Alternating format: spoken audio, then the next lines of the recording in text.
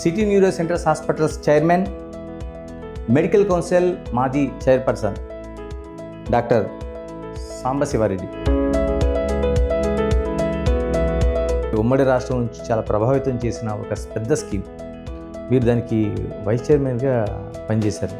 నాకు డబ్బులు ఉండవచ్చు, బట్ స్టిల్ గవర్నమెంట్ ఇచ్చిన వైద్యం అందుకోవాలనుకున్నాను అనుకోండి. ముందుగానే ఎలన్ మస్క్ చెప్పినప్పుడు ఒక చిప్పు మానవ శరీరంలో ఉంటుంది, అది మానిటరింగ్ చేయబోతుంది అనుకున్నప్పుడు నువ్వేదైతే థాట్ అనుకుంటున్నావో ఆ థాట్ని బాడీ పర్ఫామ్ చేసేలాగా మెషిన్కి సిగ్నల్ పంపేది డెఫినెట్గా వస్తుంది. భవిష్యత్తులో మనం ఊహించడానికి బ్రెయిన్ ట్రాన్స్ప్లాంటేషన్ జరిగే అవకాశం ఉంటుందని. బ్లడ్ బ్లాక్ అయిపోయి బ్రెయిన్కి ఆ రక్తం అందని పరిస్థితుల్లో ఎక్కువ టైం ఆ బ్రెయిన్ సేవ్ చేయలేదు. ఈ మధ్యకాలం ఎక్కువ వింటున్నాం L1, L2 అని, L3 అని. ఈ పోస్చర్ వల్ల ఈ స్పైన్లో డీజనరేషన్ అనేది మిగిలిన యానిమల్స్కి ఉండే డీజనరేషన్ మనకు వస్తుంది. ముందే ఫిక్స్ అయ్యారా న్యూరాలజీలోకి వెళ్ళాలి? అందరికీ కూడా బ్రెయిన్ ఎట్లా ఉంటుంది, బ్రెయిన్ మీద సర్జరీ ఎట్లా చేయాలా అన్నది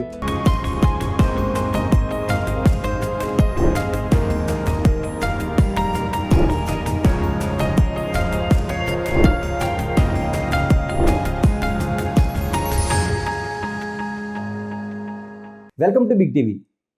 మనతో ఉన్నారు city neuro centres hospitals chairman, medical council మాజీ చైర్పర్సన్ డాక్టర్ సాంబశివారెడ్డి. సాంబశివారెడ్డి గారు నమస్తే. అంటే మీరు అటు ప్రొఫెషన్ కావచ్చు, లేకపోతే గవర్నమెంట్కి సంబంధించిన వివిధ హోదాలను చేశారు.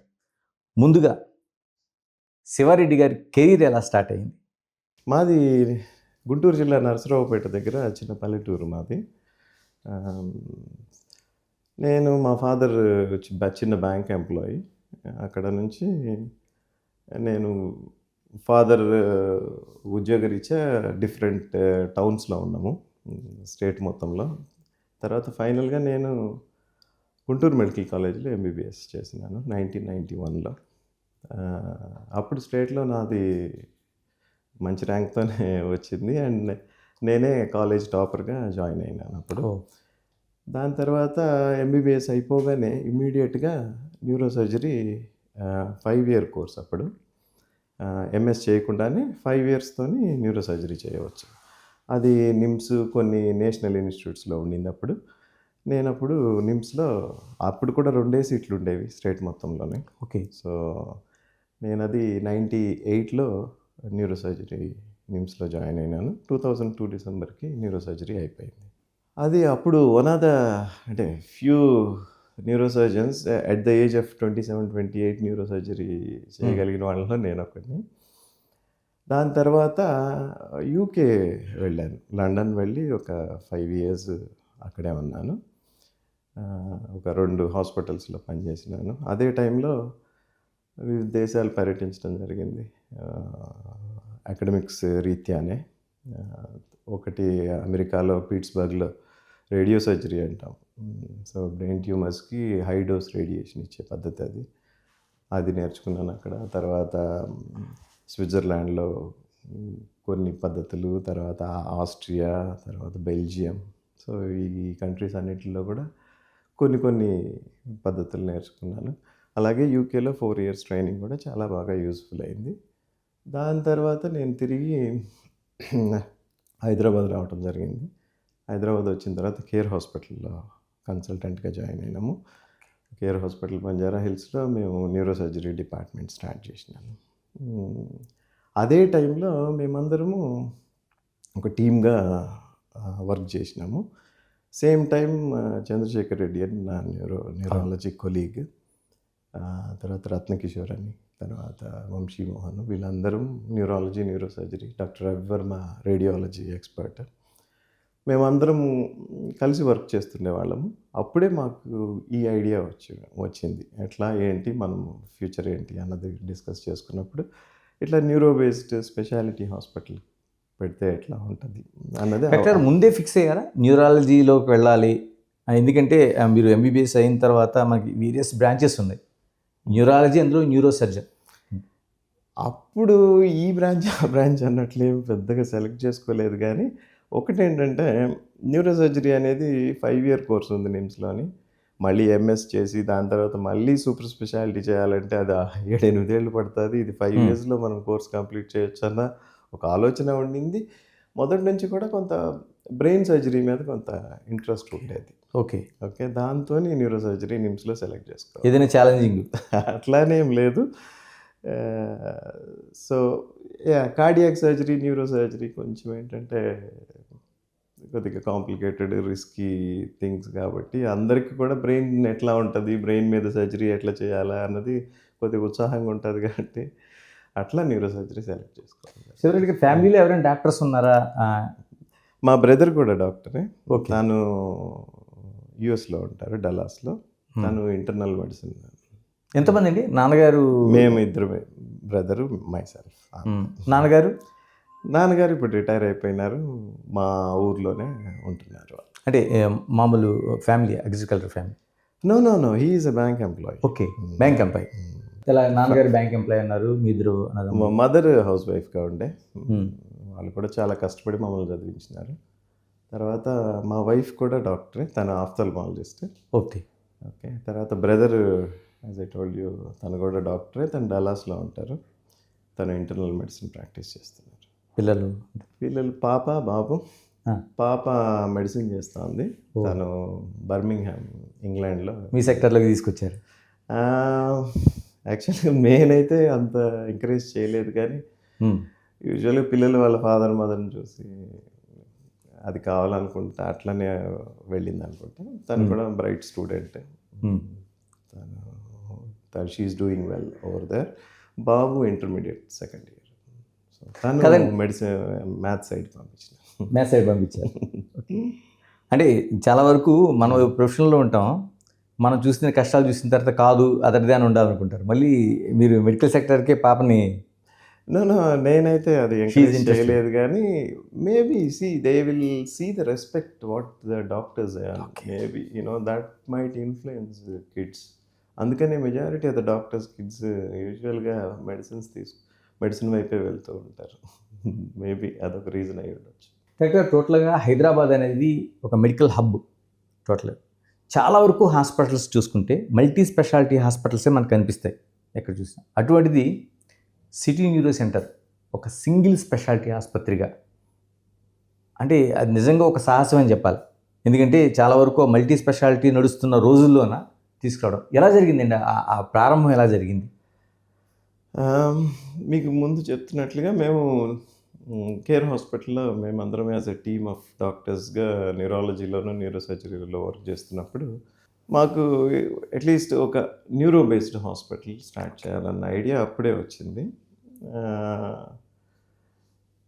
సో అందరము ఫ్రెండ్స్ అవ్వటము, దాంతో అందరము ఈ న్యూరాలజీ, న్యూరో సర్జరీలోనే ఉండటము, దాంతో న్యూరో బేస్డ్ హాస్పిటల్ ఎందుకు స్టార్ట్ చేయకూడదు అన్నట్లే మేము స్టార్ట్ చేసినాము. దానికి తోడు అంతకుముందే ఒక్కటి న్యూరో హాస్పిటల్ హైదరాబాద్లో రన్ అవుతుండేది, సక్సెస్ఫుల్గానే రన్ అయింది. సో అది కూడా ఒక స్టిమ్యులేషన్ అయి ఉండవచ్చు. రెండవది ఏంటంటే, ఒక neuro based single speciality hospital పోయినప్పుడు మన ఫోకస్ అంతా కూడా ఈ డిపార్ట్మెంట్ని ఎట్లా ఎలివేట్ చేయాలా, ఇందులో న్యూ టెక్నాలజీస్ ఏమున్నాయి, అవి ఎట్లా తీసుకురావాలా, పేషెంట్కి బెస్ట్ న్యూరో కేర్ ఎట్లా ఇవ్వాలా అన్నది మనము ఒక స్పెషాలిటీ మీద ఫోకస్ ఉన్నప్పుడు మనకి అది సాధ్యమవుతుంది. అదే మల్టీ స్పెషాలిటీ హాస్పిటల్లో మెజారిటీ ఆఫ్ ద టైమ్స్ ఏమవుతుందంటే, ఎవరైతే ప్రమోటర్స్ ఉన్నారో లేకపోతే లీడ్ డాక్టర్స్ ఉన్నారో వాళ్ళ విజన్కి తగ్గట్టు ఆ డిపార్ట్మెంట్ మీద ఎక్కువ ఎక్స్పెండిచర్ నడుస్తూ ఉంటుంది. మిగిలిన స్పెషాలిటీస్ కొంత వెనకబడి ఉంటాయి. అట్లా కాకుండా ఇప్పుడు సింగిల్ స్పెషాలిటీ పెట్టినప్పుడు ఏమవుతుందంటే, ఫోకస్ అంతా అదే స్పెషాలిటీ మీద ఉంటుంది. ఆ స్పెషాలిటీస్లో వరల్డ్ వైడ్ అడ్వాన్సెస్ ఏమున్నాయి అవన్నీ తెచ్చుకోవటం, అవి పేషెంట్కి ఆ బెనిఫిట్ పాస్ ఆన్ చేయటం జరుగుతుంది. కాబట్టి ఇంకా అదే లైన్లో వెళ్ళాలని అనుకున్నాం. కాంప్లికేషన్స్ ఏం లేవండి, ఎందుకంటే ఓన్లీ ఒక సింగిల్ స్పెషాలిటీగా నడుస్తున్నప్పుడు మనకు అనేక రూపాల్లో ఆ కాంప్లికేషన్స్ ఎదురవుతాయి.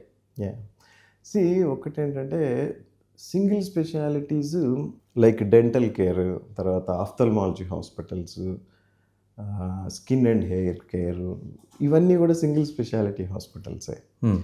అవన్నీ కూడా వెరీ వెరీ సక్సెస్ఫుల్ మోడల్స్ అవి. ఓకే.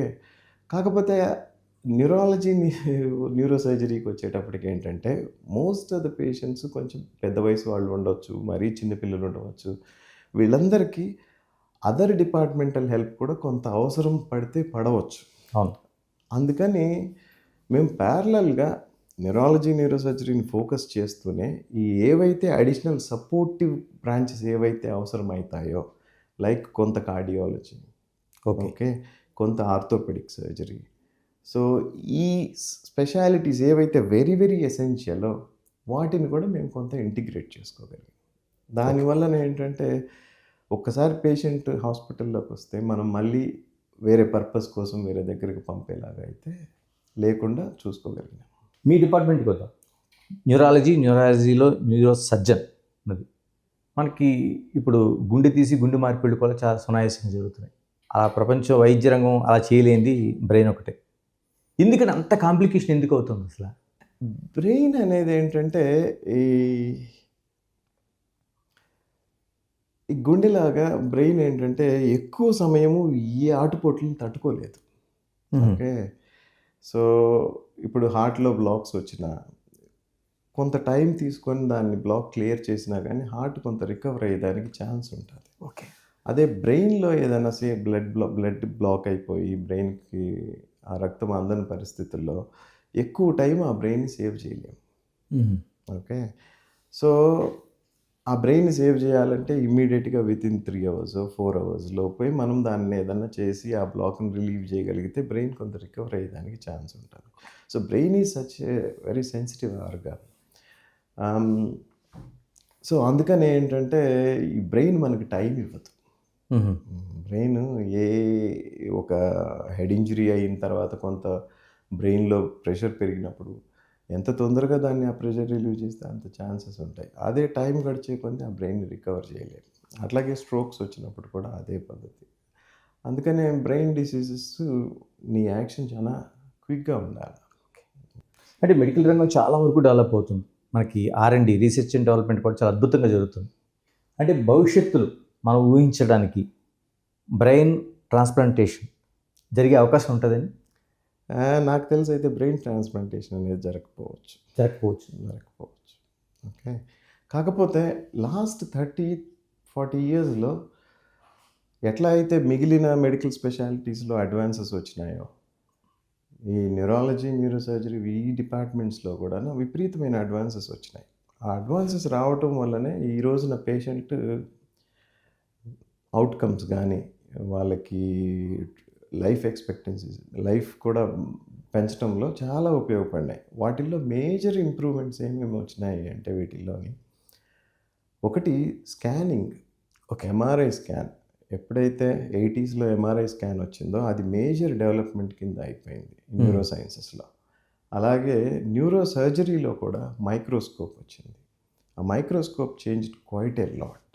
దాని తర్వాత ఇంకా ఆపరేషన్ థియేటర్లో ఏవైతే కొత్త ఎక్విప్మెంట్స్ వచ్చి ఆపరేషన్ ఈజ్ చేసేసినాయి, లైక్ న్యూరో నావిగేషన్ సిస్టమ్ అంటాము, ఎండోస్కోప్ అంటాము, కొన్ని ట్యూమర్ రిమూవల్ చేయడానికి కొన్ని పద్ధతులు, ఇవన్నీ కూడా డెవలప్ అవటం వలన సర్జరీ అయితే చాలా కొంత సులువైంది లాస్ట్ 30-40 yearsలో. ఓకే, దాంతో పేషెంట్స్ అవుట్కమ్ కూడా బెటర్ అవుతూ వచ్చింది. ఫ్యూచర్లో ఫర్దర్గా కూడా lot of developments are going to come in neurology neuro surgery. Surgical పార్టే తీసుకుంటే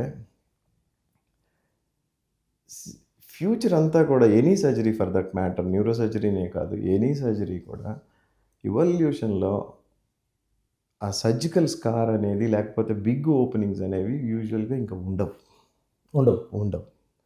ఏది చేసినా కానీ ఏదైనా చిన్న హోల్ సహాయంతో చేయటము, లేకపోతే ఇప్పటికే అవి వచ్చేసినాయి కీ హోల్ సర్జరీస్ కానీ మినిమల్లీ ఇన్వేసివ్, అసలు పెనిట్రేట్ కాకుండా సర్జరీ చేయకుండా అయ్యే ట్రీట్మెంట్స్ కూడా వచ్చేదానికి ఛాన్సెస్ ఉన్నాయి. దానికి తోడు ఏదన్నా చేసినా కానీ కీ హోల్ సర్జరీసా లేకపోతే ఎండోస్కోప్తోనో లేకపోతే మైక్రోస్కోప్తో చిన్న ఇన్సిషన్స్ ఇచ్చి చేయటమా ఇంతే అవుతుంది. కానీ మనం పెద్ద ఓపెనింగ్లు చేసి ఎక్కువ రోజులు హాస్పిటల్లో ఉండి ఇవన్నీ పద్ధతులు అయితే స్లోగా తగ్గిపోతాయి. ఒక రెవల్యూషన్ కదండి అది.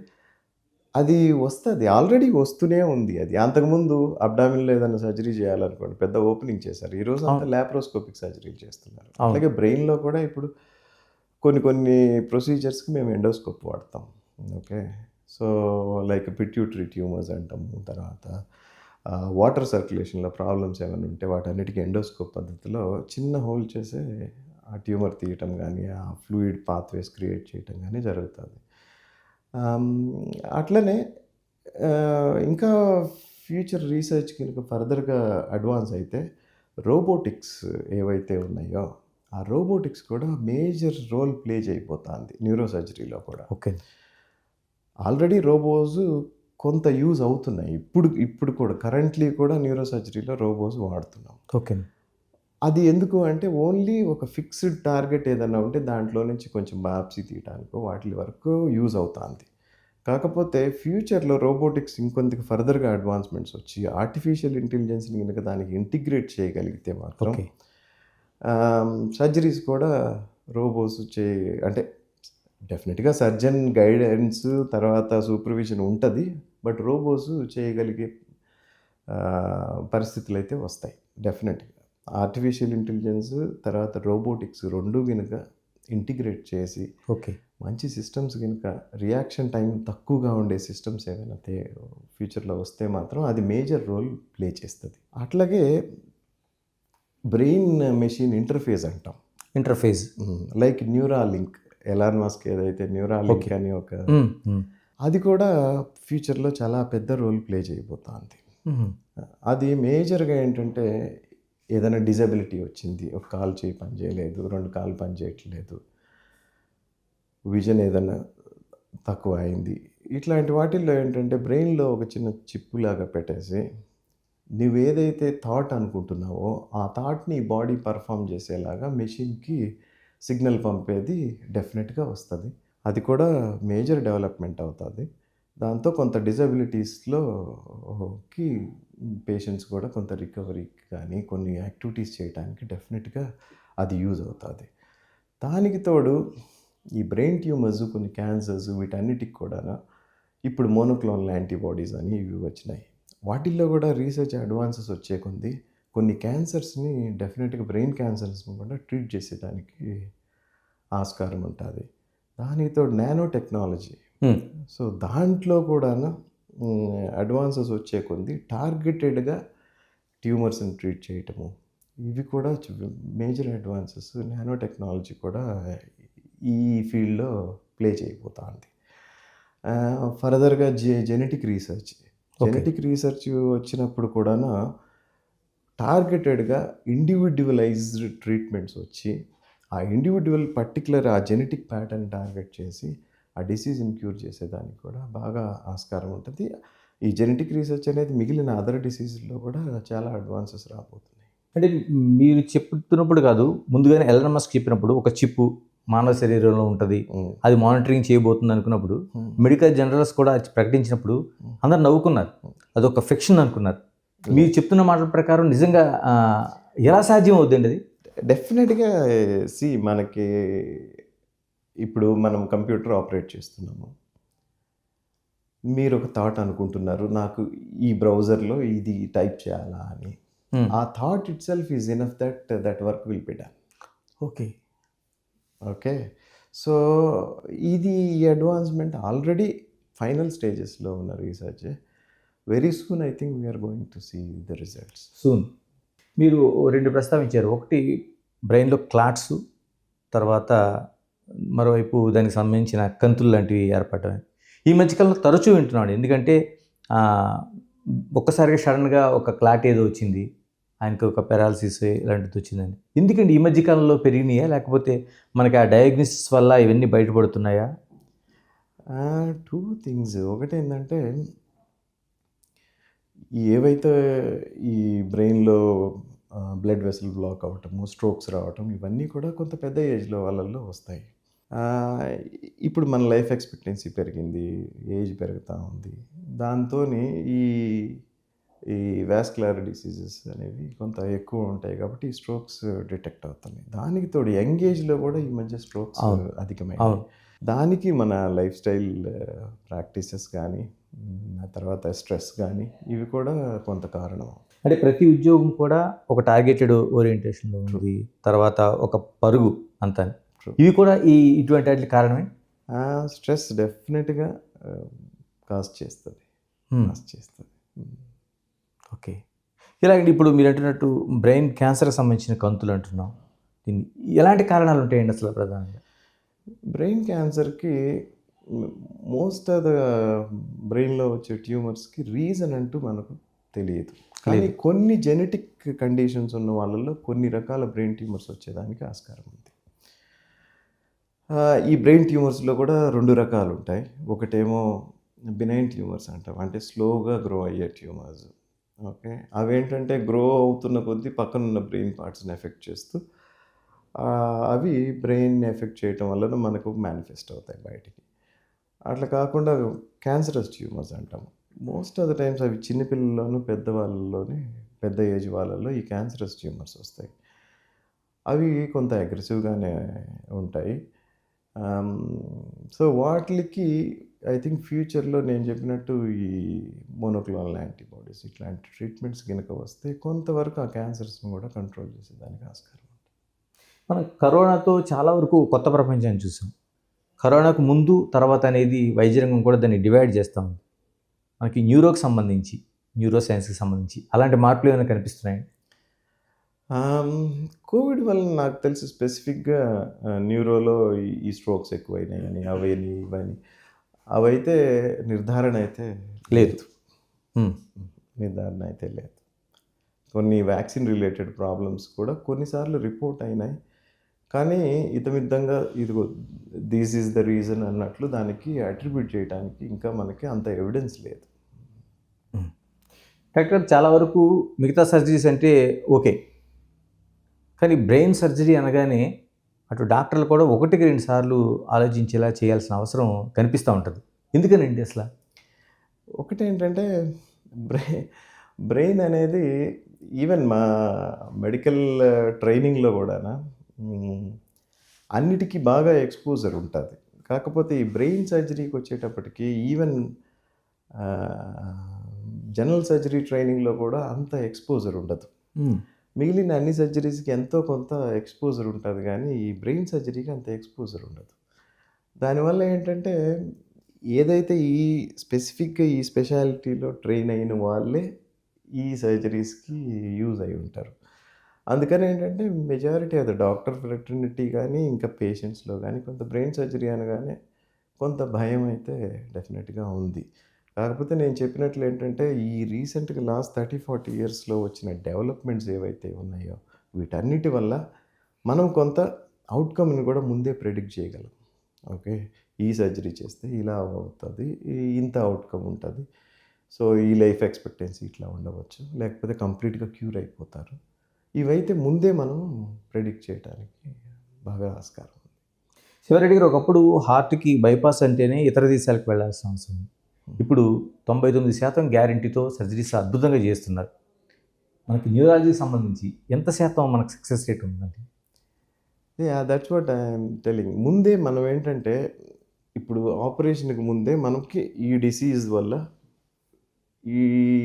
ఇంత లైఫ్ స్పాన్ ఉండవచ్చు, ఓకే, లేదు ఈ డిసీజ్ కంప్లీట్గా క్యూర్ చేయవచ్చు అనేది ముందే మనం ప్రెడిక్ట్ చేసేయవచ్చు.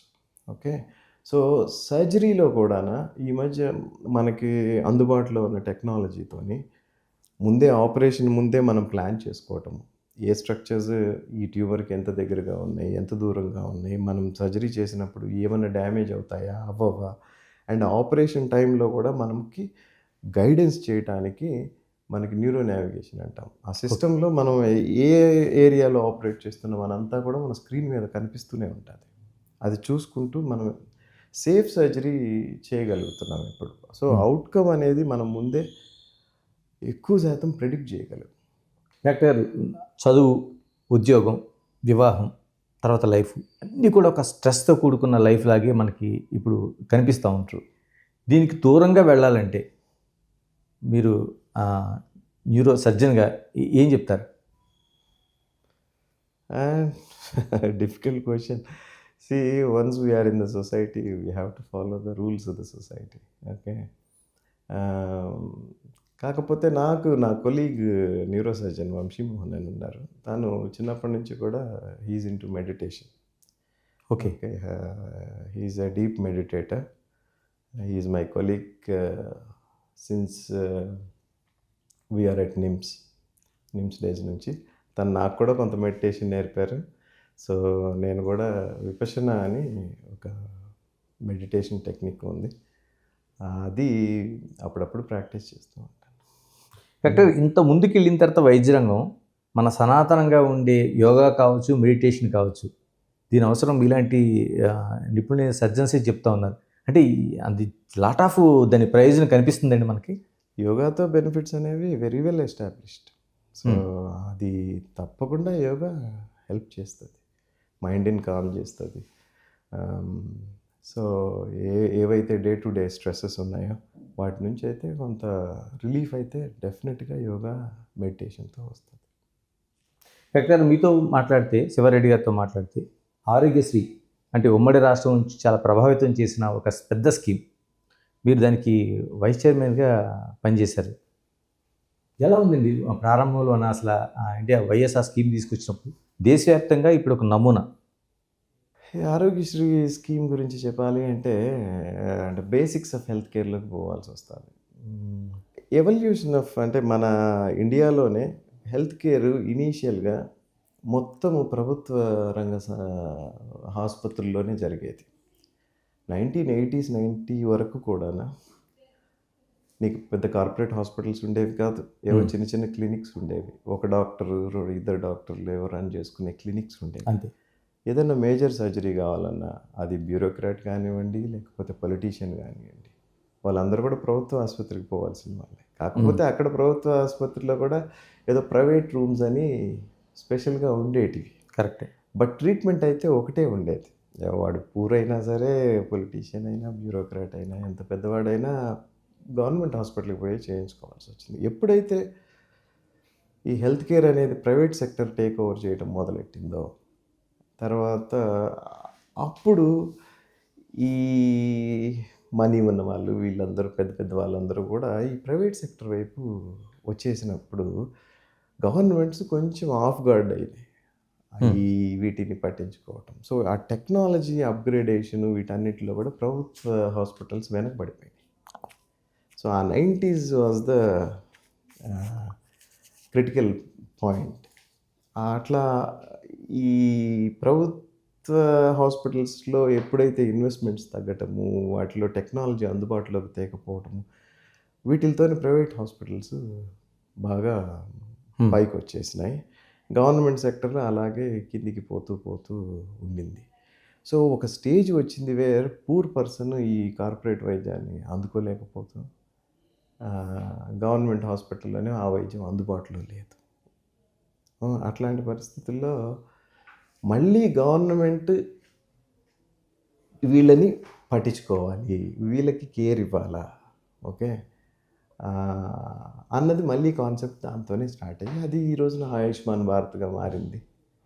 సో ఆయుష్మాన్ భారత్ కూడా అదే పూర్ పీపుల్కి ఏదైతే ఈ టెర్షరీ కేర్ ప్రైవేట్ హాస్పిటల్స్లో అందుతున్న కేర్ని ఇవ్వటానికి ఉద్దేశించింది. సో గవర్నమెంట్స్ మళ్ళీ ఇన్వాల్వ్ అయినాయి, అది చాలా సంతోషం.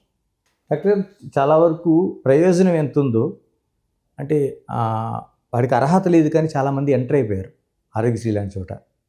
ఎలాగా అంటే మీరు ఆ పూర్వ అనుభవం ఉంది కాబట్టి ఇప్పటికైనా ఎలాగ దాన్ని స్క్రీనింగ్ చేయాల్సిన అవసరం ఉంది? ఇప్పటికీ అదే సమస్య ఎదుర్కొంటున్నాయి రెండు రాష్ట్రాలు కూడా. అంటే ఒకటి, ఇప్పుడు మీరున్నారు, నేనున్నాను, నాకు డబ్బులు ఉండవచ్చు, బట్ స్టిల్ గవర్నమెంట్ ఇచ్చిన వైద్యం అందుకోవాలనుకున్నాను అనుకోండి, అది గవర్నమెంట్ బాధ్యతే కదా. ఓకే. సో మనం దానికి లిమిటేషన్స్ ఇవన్నీ పెడతాం, అయితే నా ఉద్దేశంలో కరెక్ట్ కాదేమో. ఇంకోటి అపోహ ఉంది, ఆరోగ్యశ్రీలో జరుగుతున్న ఆపరేషన్స్ పైన అపోహ కావచ్చు, విమర్శ కావచ్చు. అంటే హార్ట్ కావచ్చు, మిగతా వాటిలోనూ స్టెంట్స్ కావచ్చు, మిగతావి. అంటే ఇదైతే ఒక నాసిరకంగా జరుగుతుందని అప్పట్లో కూడా చాలా విమర్శలు వచ్చినాయి. ఇప్పుడు కూడా అంటే ఒక బ్రెయిన్ సర్జరీ అనేది మీ దగ్గరికి వస్తే ప్రైవేట్ హాస్పిటల్లో ఆ క్వాలిటీ ఉంటుంది, ఆరోగ్యశ్రీలో అయితే కాదనేది నడుస్తూ ఉంటుంది. లేదండి, ఇప్పుడు గవర్నమెంట్ హాస్పిటల్స్లో చాలా వాటిల్లో టెక్నాలజీ కూడా బాగానే అందుబాటులో ఉంది. సర్జరీస్ కూడా ఈక్వల్గా పర్ఫామ్ చేస్తున్నారు. కంపిటెంట్ డాక్టర్స్ ఉన్నారు కాన్వెంట్ హాస్పిటల్స్లో. సో ఓన్లీ ఏంటంటే వాళ్ళకి పేషెంట్ లోడ్ కూడా ఎక్కువ ఉండటము, కొంత స్ట్రెస్ అయితే ఉంటుంది హాస్పిటల్ ఇన్ఫ్రాస్ట్రక్చర్ మీద. దాంతోనే కానీ ఇప్పుడు చాలా పెద్ద గవర్నమెంట్ హాస్పిటల్, టీచింగ్ హాస్పిటల్స్లో మంచి టెక్నాలజీ అందుబాటులో ఉంది. టెక్నాలజీ ఉంది కానీ మీరు అంటున్నట్టు స్టెంట్స్ లేకపోతే మిగతావి అంటే ఆ నాణ్యతకు సంబంధించిన చాలా ఆ విమర్శ అయితే ఎప్పుడు మనకి కనిపిస్తూనే ఉంటుంది. డెఫినెట్గా అండి. ఇప్పుడు ఒక స్పైన్ సర్జరీ చేసి ఇంప్లాంట్స్ వేస్తున్నప్పుడు కొంతమంది నాకు ఇంపోర్టెడ్ ఇంప్లాంట్సే కావాలంటారు. కొంతమంది ఏమో లేదండి నేను అంత అఫోర్డ్ చేయలేను, నాకు కొంచెం మంచి ఇంప్లాంట్స్ వేయమంటారు. సో అప్పుడు ఇండియాలో ఉన్న మంచి కంపెనీ నుంచి తీసి వేస్తుంటారు. సిమిలర్ పద్ధతిలోని ప్యాకేజీకి అనుగుణంగా హాస్పిటల్స్లో ఏదైతే హాస్పిటల్కి లాస్ కాకుండా, పేషెంట్కి ఇబ్బంది కలగకుండా ఏదైతే చేయగలుగుతారో అదైతే చేస్తున్నారని అనుకుంటున్నాను. Greatest quality of an Indian doctor is ఒకటేంటంటే, వెస్ట్రన్ కంట్రీస్లో అయితే ఒక డాక్టరు ఒక ప్రోటోకాల్ పద్ధతిలో ఈ డిసీజ్కి లేకపోతే ఈ పర్టికులర్ ప్రాబ్లమ్కి వాడు ఎవడన్నా అవనివ్వండి, వాడు పూర్ కానీ రిచ్ కానీ అఫోర్డ్ చేయగలిగినోడు చేయలేనోడు ఎవడైనా సరే ఒకటే ప్రోటోకాల్ పద్ధతిలో ఫాలో అవుతారు. వెరాజ్ ఇండియాలో ఆ డాక్టర్ ఒక రిచ్ ఫెలో వచ్చాడు హూ కెన్ అఫోర్డ్, సో వానికి తగ్గట్టుగా అదే ట్రీట్మెంట్ చేస్తారు. అదే ఒక పూర్ ఫెలో వచ్చి నేను ఎంత అఫోర్డ్ చేయలేను అన్నప్పుడు ఆ ట్రీట్మెంట్ని మోడిఫై చేసి వానికి తగ్గట్టుగా సూట్ చేసి చేయటంలో ఒక ఆర్ట్ ఉంది. అది ఇండియన్ డాక్టర్కి సాధ్యం. అది సో అందుకని ఏంటంటే ఇండియన్ డాక్టర్స్ చాలా అంటే ఫ్లెక్సిబుల్గా ట్రీట్మెంట్ ఆప్షన్స్ కూడా మల్టిపుల్ ఆప్షన్స్ పెట్టుకొని ఎవరికి ఎట్లా ఏ రేంజ్లో చేయాలో చేసే కళ అయితే అద్భుతంగా ఉంది. అందుకే మన వాళ్ళు ఇతర దేశాలతో సైతం ఎక్కువ మన డాక్టర్లకి ఆ ఛాన్సెస్ కానీ ఆ పేరు కానీ వస్తుంది. డాక్టర్ మరొకటి ఆరోగ్యశ్రీకి సంబంధించి మాట్లాడుకుంటే బకాయిలండి. ప్రైవేట్ ఆసుపత్రులకి 2 రాష్ట్రాల్లో కూడా, అక్కడ ఎన్టీఆర్ హెల్త్ స్కీమ్గా వెళ్ళినా ఇక్కడ రాజీవ్ ఆరోగ్యశ్రీ. మా హాస్పిటల్ అయితే ఆరోగ్యశ్రీ లేదు. నేను జనరల్గా మీరు అంతకుముందు ఆ బాధ్యత చూశారు కాబట్టి, అంటే కోట్ల రూపాయలు పెరిగిపోయి ఉంటున్నాయి. ఏంటి ఏమైనా పరిష్కారం ఉందా ప్రభుత్వానికి? అంటే ఈ రెండింటి మధ్య ఎప్పటికప్పుడు వీళ్ళు మేము ఆ సేవలు నిలిపివేస్తామని, మేము నడపలేకపోతున్నామని చెప్పటం, ఆ తర్వాత ప్రభుత్వం నెగోషియేషన్స్ చేయటం, మళ్ళీ ముందుకెళ్ళటం. అన్ని గవర్నమెంట్స్కి ఉండే ఇబ్బందులే కదండి, ఇంకా తప్పదు అది. సో ఇది మేనేజ్ చేసుకుంటూ పోతూ ఉండాలి అంతే. అంతే. డాక్టర్ ఇందాక మీరు ఒక విషయాన్ని గుర్తు చేశారు, స్పెయిన్కి సంబంధించి. ఈ మధ్యకాలంలో ప్రతి ఒక్కరు కూడా కూర్చొని చేసే ఉద్యోగాలకే ఇంపార్టెన్స్ ఇస్తున్నారు, అవే నడుస్తూ ఉన్నాయి. ఈ మధ్యకాలం ఎక్కువ వింటున్నాం L1, L2 అని, L3 అని, ఇలాగా ఈ నెంబర్స్ కూడా సామాన్య ప్రజలకు అలవాటు అయిపోయింది. ట్రూ. సో యూజువల్గా ఏంటంటే మనిషి మిగిలిన యానిమల్ కింగ్డమ్తో పోలిస్తే మనిషి ఇరెక్ట్ పోస్చర్ వచ్చింది. హ్యూమన్సే 2 కాళ్ళ మీద నడిచేది హ్యూమన్సే కాబట్టి ఈ పోస్చర్ వల్ల ఈ స్పైన్లో డీజనరేషన్ అనేది మిగిలిన యానిమల్స్కి ఉండే డీజనరేషన్ మనకు వస్తుంది. ఓకే. సో ఏదైతే మనకి ఎక్కువగా మూవ్ అయ్యే పార్ట్స్ ఆఫ్ ద స్పైన్ ఏవైతే మనకు మెడ ఒకటి ఎక్కువ మూవ్ అవుతుంది, అట్లనే కింద బ్యాక్ ఎక్కువ మూవ్ అవుతుంది.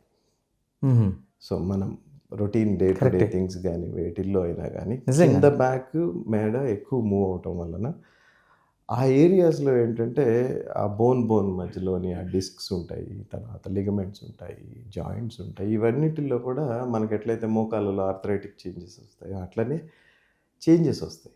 ఆ చేంజెస్ కొంతమందిలో ఎక్కువ రావచ్చు, కొంతమంది తక్కువ రావచ్చు. సో దాని వలన కొంత ఈ బ్యాక్ పెయిన్, నెక్ పెయిన్ ఇవన్నీ వస్తుంటాయి. డెఫినెట్గా మనమైతే కొంత కేర్ తీసుకొని కొంచెం నెక్ ఎక్సర్సైజెస్, బ్యాక్ అవకాశం ఉందండి అలాగే.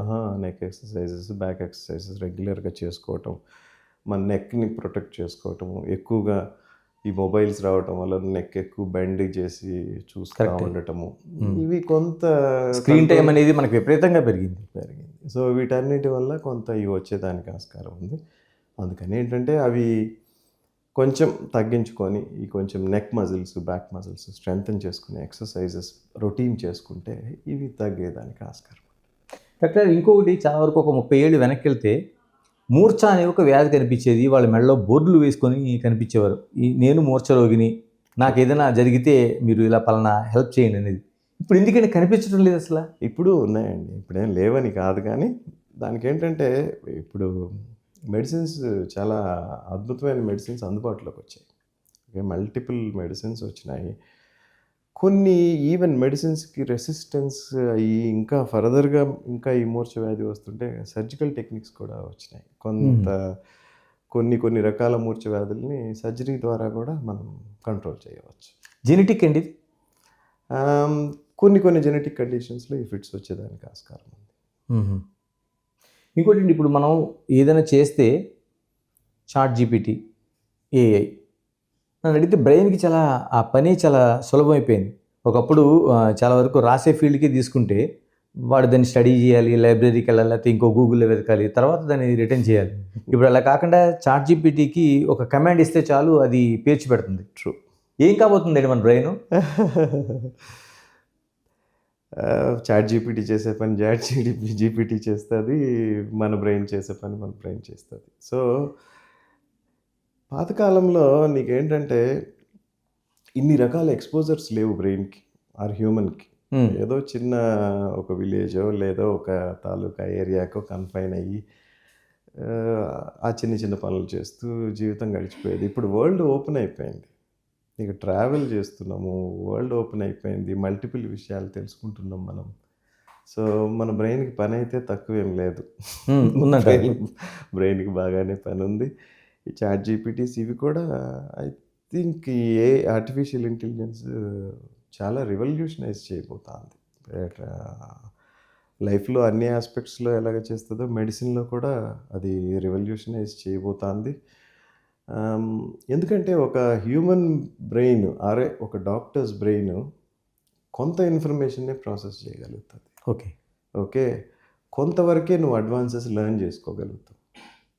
ఓకే, కానీ ఏఐకి ఆ లిమిటేషన్స్ ఏమి ఉండవు.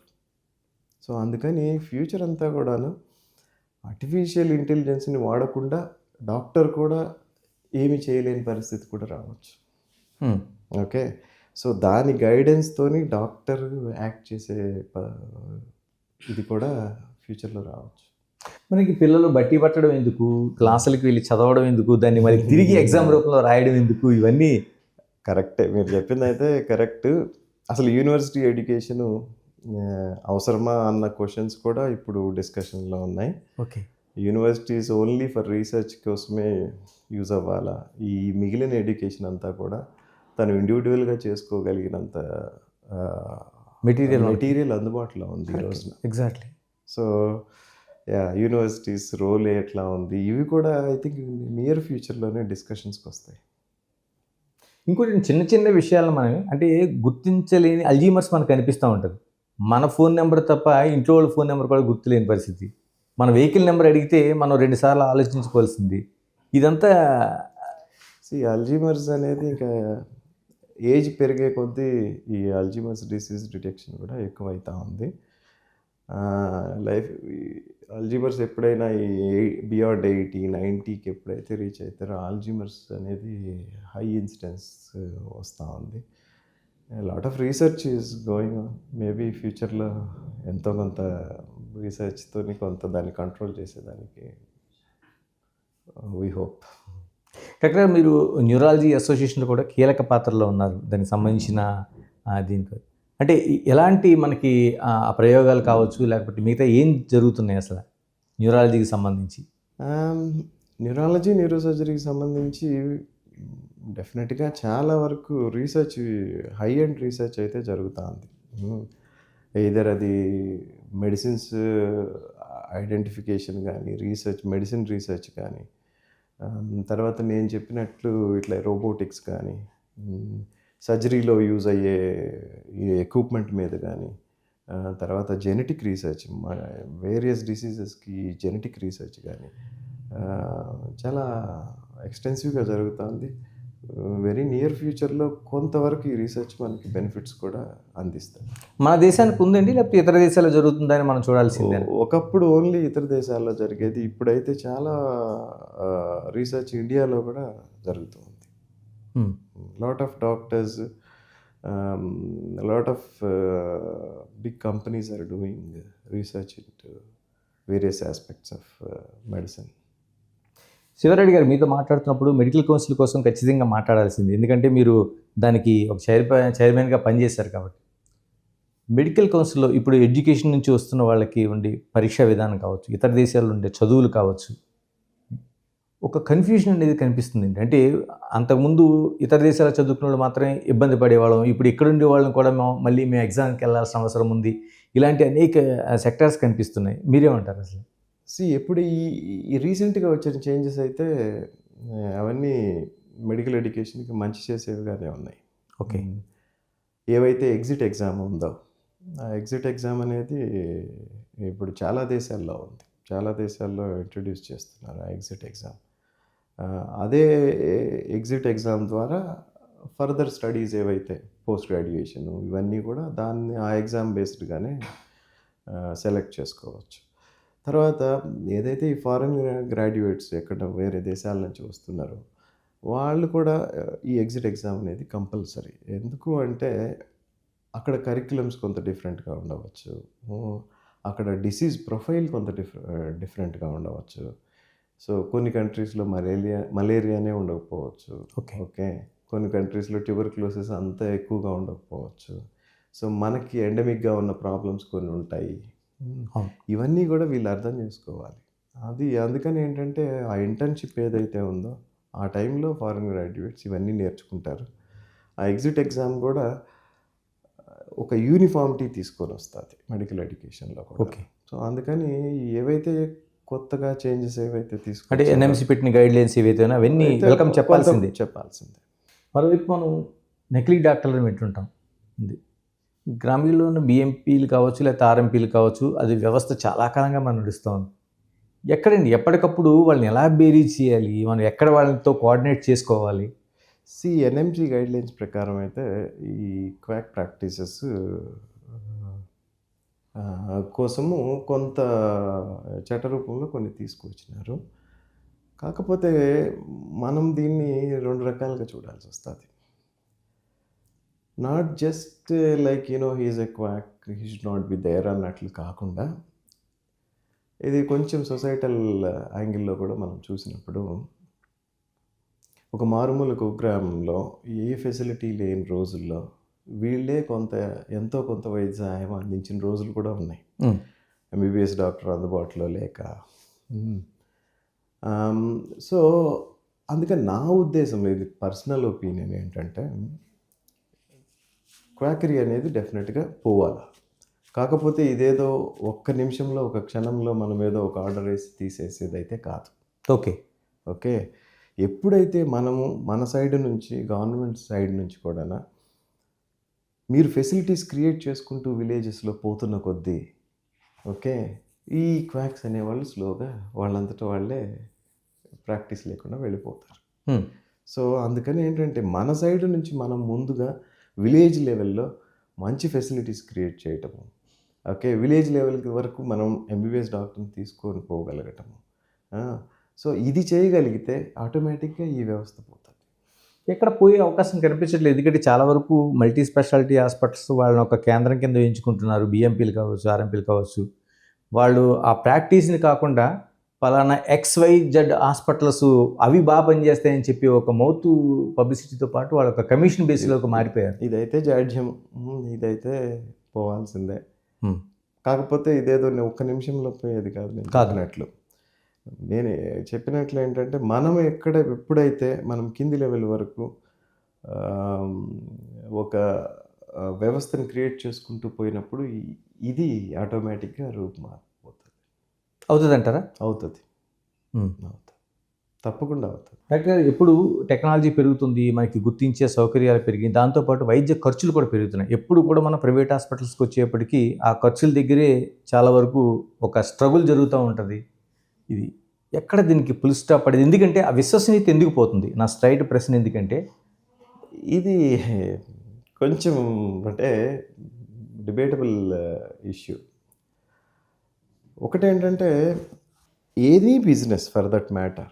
ఓకే, మీరున్నారు ఇప్పుడు ఓ షాప్కి వెళ్తారు, ఓ షర్ట్ కావాలనుకుంటారు. మీరు ఆ షర్ట్ని మీ తాహతు తగ్గట్టు 10,000లో షర్ట్ కొనవచ్చు, 1,000 రూపాయల్లో కొనవచ్చు, 200 రూపీస్లో కూడా ఒక షర్ట్ కొనవచ్చు. సో నీ తాహతుకు బట్టి నీకు ఏదైతే సూట్ అవుతుందో ఆ షర్ట్ వేసుకొని పోతుంది. హెల్త్ కేర్ అట్లా ఉండదు. ఓకే. హెల్త్ కేర్ ఎట్లా ఉంటుందంటే మీకు ఏదో పెయినో ఏదో వస్తుంది, మీరు డాక్టర్ దగ్గరికి వస్తారు. డాక్టరు మిమ్మల్ని చూసిన తర్వాత ఓకే ఇది డయాగ్నోసిస్ అంటాడు. అది మీకు తెలియదు ఏంటో ఆ డయాగ్నోసిస్. ఏవో ఇవి టెస్టులు రాస్తారు. ఆ టెస్టులు ఎందుకు రాశారో కూడా మీకు తెలియదు. ఓకే, తర్వాత టెస్టులు రాసిన తర్వాత మందులు రాస్తారు. ఆ మందులు కూడా అవి పనిచేస్తాయో లేవో మీకు తెలియదు. కానీ డాక్టర్ మీద నమ్మకం వచ్చి మీరు చేయాల్సిందే. సో అన్లైక్ అదర్ ఎక్కడైతే షర్ట్ కొన్నారో అట్లా కాదు ఇది. ఇది మీరు నమ్మకం ఉంచి చేయాల్సిందే డాక్టర్ మీద. ఓకే, సో ఇట్లాంటి బిజినెస్ని ప్రైవేట్ పరం చేసినప్పుడు డెఫినెట్గా ఈ ప్రాబ్లమ్స్ అయితే ఎక్స్పెక్ట్ చేయాలి మీరు. ఎందుకంటే కాన్ఫ్లిక్ట్ ఆఫ్ ఇంట్రెస్ట్ డెఫినెట్గా వస్తుంది ఇక్కడ.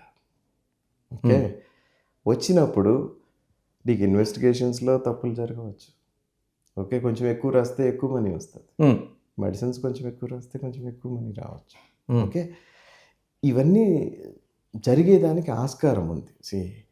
ఎవరో నోటికి ఒకళ్ళిద్దరు చేసినా కానీ ఇవన్నీ అందరికీ అట్రిబ్యూట్. అంతే కదండి, సెక్టార్ అందరికీ అట్రిబ్యూట్ అవుతాయి. అందుకని గవర్నమెంట్సే వీటికి చట్ట రూపంలో కొన్ని చేంజెస్ తీసుకురావాల్సిన అవసరం ఉందని చెప్పను. సెల్ఫ్ రిస్ట్రెయింట్ లేని పరిస్థితి ఎక్కువైతే ఇంకా అది తప్పక ఆటోమేటిక్గా వస్తుంది కదా. అంటే మీరు అన్నట్టు మెడికల్ కంపెనీలకు సంబంధించి ఇంత టార్గెట్ పెడుతున్నాయి కొందరు డాక్టర్లకి. నేను అంటుంది 1-2% తప్పించి, అంటే మా దాన్ని ప్రమోట్ చేయండి అనే దాంట్లో కొన్ని టెస్ట్లకు సంబంధించి కొన్ని హాస్పిటల్సే డాక్టర్స్కి వాళ్ళకి ఇంత టార్గెట్ని ఇచ్చే పరిస్థితి ఉంది. ఎందుకంటే ఆ డాక్టర్లే బయటకు వచ్చి చెప్తున్న పరిస్థితులు కనిపిస్తున్నాయి. ఎథికల్గా ఎలా చూడాలంటారు వీటిని? నాకు తెలిసి అయితే మరి ఇంత జరుగుతుందని నేనైతే అనుకోవట్లేదు. 1-2 ఇన్స్టెన్సెస్ ఏమన్నా ఉంటే ఉండుండొచ్చేమో. ఎన్ఎంసి కూడా స్ట్రిక్ట్ గైడ్ లైన్స్ ఉన్నాయి. ఇది ప్రైవేట్ కంపెనీస్, డ్రగ్ కంపెనీస్ డాక్టర్స్కి ఏమి స్పాన్సర్ చేయొచ్చు, ఏమి స్పాన్సర్ చేయకూడదు. సో ఇవన్నీ కూడా వెరీ స్ట్రిక్ట్ గైడ్ లైన్స్ ఉన్నాయి. సో అట్లాంటివి ఏదన్నా వస్తే స్ట్రిక్ట్ యాక్షన్స్ కూడా మెడికల్ కౌన్సిల్స్ తీసుకుంటున్నాయి. అంటే కార్పొరేట్ హాస్పిటల్స్లో కావచ్చు, లేకపోతే మీ ఇలాగా సింగిల్ వ్యవస్థలో ఉన్నవాళ్ళు దాంట్లో కాకపోవచ్చు, కానీ చాలా వరకు ఇండివిజువల్గా జరుగుతున్నట్లు మెడికల్ కంపెనీలు ఫారిన్ టూర్లు కూడా ఏర్పాటు చేసి డాక్టర్ని తీసుకెళ్ళి టార్గెట్స్ కనిపించింది. ఒకప్పుడు జరిగినాయి, అవి ఐడెంటిఫై చేసి ఇప్పటికీ సిటీస్లో కానీ లేకపోతే మిగతా చోట్ల కూడా మనకు కనిపిస్తూ ఉన్నాయండి.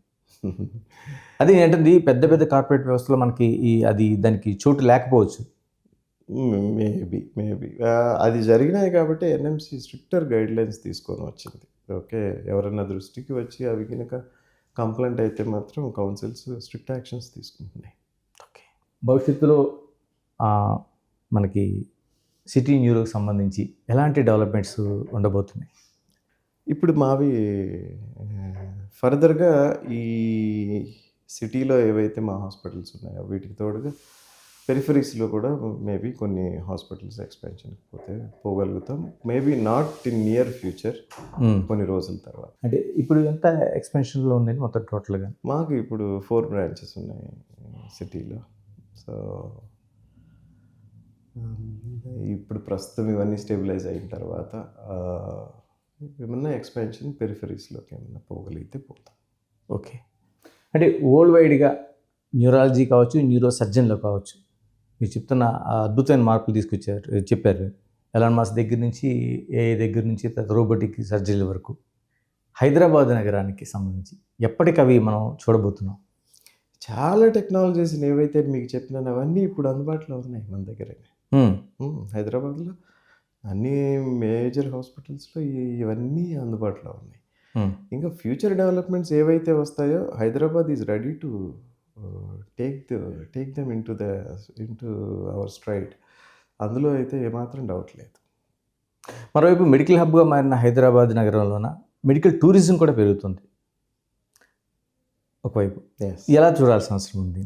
ఎస్, మెడికల్ టూరిజం పెరుగుతుంది, కానీ నాకైతే దాని మీద అంతగా పాజిటివిటీ లేదు. ఎందుకు అంటే మెడికల్ ఫెసిలిటీస్ ఏ కంట్రీకి ఆ కంట్రీ, ఏ జిల్లాకి ఆ జిల్లాలో సెల్ఫ్ సఫిషియెంట్గా డెవలప్ అయిపోతున్నాయి. కరెక్ట్. ఓకే, సో ఫ్యూచర్లో అవి ఇంకా ఇంకా తగ్గుతాయి, కానీ నాకు తెలిసి ఏదో పెరిగిపోతుంది మెడికల్ టూరిజం. లేకపోతే అక్కడ ఆ దేశం నుంచి చూస్తారు, ఈ దేశం నుంచి చూస్తారు అనేది అయితే నేను బిలీవ్ చేయనండి. అంటే అది అంత అంటే ఎక్కడికక్కడ డెవలప్ అవ్వాల్సిందే అంటారు. అంతే కదండి. ఇప్పుడు ఇప్పుడు కొన్ని African countries, north African countries, east African countries నుంచి కొంతమంది వస్తున్నారు. ఎప్పుడైతే ఆ దేశాల్లో ఫెసిలిటీస్ డెవలప్ అయిపోతాయో అవన్నీ తగ్గేవే కానీ పెరిగేవి కాదు కదా. అట్లనే ఒకప్పుడు హార్ట్ సర్జరీ అంటే ఓన్లీ హైదరాబాద్లో జరిగేవి, మొత్తం కంబైన్డ్ ఆంధ్రప్రదేశ్లో. ఇప్పుడు చిన్న ప్లేస్లో కూడా హార్ట్ సర్జరీలు జరిగిపోతున్నాయి, బ్రెయిన్ సర్జరీలు జరిగిపోతున్నాయి. సో వాళ్ళందరూ ఇక్కడికి రావాల్సిన అవసరం ఏముందండి? లేదు కదా. అలాగే ఈ హెల్త్ టూరిజం అనేది ఐ డోంట్ నో అది ఎంతవరకు ఫ్యూచర్లో నిలబడుతుంది. మరోవైపు మెడికల్ సెక్టర్ అంటే మీరంటే ఓ ఫ్రెండ్ సర్కిల్తో స్టార్ట్ చేసింది ఇలాంటివి కొన్ని నడుస్తున్నాయి, కానీ విదేశీ పెట్టుబడులతో నడుస్తున్న హాస్పిటల్స్ అందులో దాదాపుగా 51% వాళ్ళే మేనేజ్మెంటు వాళ్ళే చేసుకునే పరిస్థితులు ఉన్నాయి. నేనంటుంది అది XYZ ఆ హాస్పిటల్స్ పేర్లు కాదు, కానీ మెడికల్ రంగం ఎలా ప్రయాణించబోతుంది? ఎందుకంటే మళ్ళీ వాళ్ళ చేతుల్లోకి వెళ్ళబోతుందా, ఎలా ఉండబోతుంది ఇలాంటి ఆలోచనలు? ఇందాక మనం డిస్కస్ చేసుకున్నాం, కాస్ట్ పెరిగిపోతున్నాయి, అవి పెరుగుతున్నాయి అన్నప్పుడు గవర్నమెంట్స్ ఇవన్నీ ఆలోచన చేసే ఇవేదైతే చట్టాలు రూపొందించాలి. సో ఏదైతే ఇప్పుడు ఫారిన్ డైరెక్ట్ ఇన్వెస్ట్మెంట్స్ ఏవైతే వస్తున్నాయో అవన్నీ హెల్త్ కేర్లో ఎంతన్నా పెట్టవచ్చు అన్నప్పుడు డెఫినెట్గా వాళ్ళ ఓరియంటేషన్ ప్రాఫిట్ మేకింగ్ మీదే ఉంటుంది కదా. అప్పుడు మనం అనుకున్నది మీరు అంటుంది ఇక్కడ ఇండియన్ డాక్టర్ ఆలోచన కోసం చెప్పారు మీరు, అదైతే మరి చేయలేరు కదా. డెఫినెట్గా. చివరిగా చెప్పండి డాక్టర్ గారు, మీరు మీ లైఫ్లో చాలా సర్జరీలు చేస్తుంటారు, అందులో కొద్ది గుర్తుండిపోయి ఉంటాయి, అంటే ఎలాంటిదో ఒకటి ఏమైనా గుర్తు చేసుకోగలుగుతారు? ఒక్కటి కాదని చాలా ఉండి ఉంటాయి. ఏదో మనకి ఎప్పుడైనా ఒక చిన్న పాప బ్రెయిన్ ట్యూమరో బ్రెయిన్ క్యాన్సరో వచ్చినప్పుడు వాళ్ళ తల్లిదండ్రులు పడే కష్టం, వన్స్ అది మనం గనుక సక్సెస్ఫుల్గా సర్జరీ పర్ఫామ్ చేసి ఆ డిసీజ్ ఫ్రీ అయినప్పుడు అది చాలా హ్యాపీనెస్ ఇస్తుంది. మీకు అటువంటిది ఏమైనా ఒక గుర్తుంది? ఒకటిగా చాలా ఉండున్నాయి, చాలా సర్జరీలు, చాలామంది ఫాదర్ మదర్లో ఆనందం చూసినప్పుడు మనకి హ్యాపీగా ఉంటుంది. రెండోది, ప్రతి సర్జరీ కూడా సక్సెస్ అవ్వాలి, ఆ పేషెంట్ క్షేమంగా వెళ్ళాలని ప్రతి డాక్టర్ ఆలోచన చేస్తారు. కరెక్ట్. ఒక్కొక్కసారి మన చేతుల్లో ఉండదు, అది డిస్టర్బ్ చేస్తుందండి ఇంత ప్రొఫెషనల్గా ఉండి కూడా మిమ్మల్ని? డెఫినెట్గా అది మళ్ళీ ఇంకో సక్సెస్ వచ్చిన దాకా అది హార్డ్ చేస్తూనే ఉంటుంది. మీ మూడ్స్ కానీ ఫ్యామిలీతో కానీ డెఫినెట్గా కొంత ఉంటుంది, అది నడుస్తూ ఉంటుంది అది మీ బ్రెయిన్లో. ఇంకా ఎలాంటి లక్ష్యాలు పెట్టుకున్నారు మీరు ఇప్పటికే? ఏం లేదు, లక్ష్యాలు ఏం లేవండి. లైఫ్ ఎట్లా తీసుకెళ్తే అట్లా ప్రయాణించడం. థ్యాంక్ యూ శివారెడ్డి గారు, thank you very much. Thank you. ఇది టోటల్గా మనకి సిటీ న్యూరో సెంటర్ సంబంధించిన విస్తరణ కావచ్చు, దాన్ని ప్రాక్టీస్ కావచ్చు, దీంతోపాటు న్యూరోలో కావచ్చు, న్యూరో సర్జరీలోకి వస్తున్న ప్రపంచవ్యాప్తంగా భారతదేశంలో హైదరాబాద్లో వస్తున్న మార్పులు చాలా తొందరలోనే మనం వాటిని చూడబోతున్నాం. ఏదైతే ఎలన్ మస్క్ చెప్పిన ఆ చిప్ సిస్టమ్ కూడా చాలా తొందరలో వచ్చే అవకాశం ఉంది.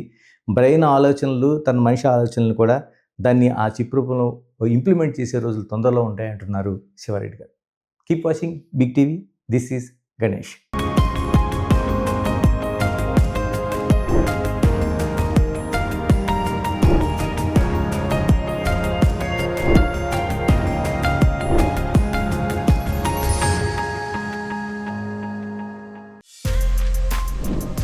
For more videos like this, subscribe Big TV channel.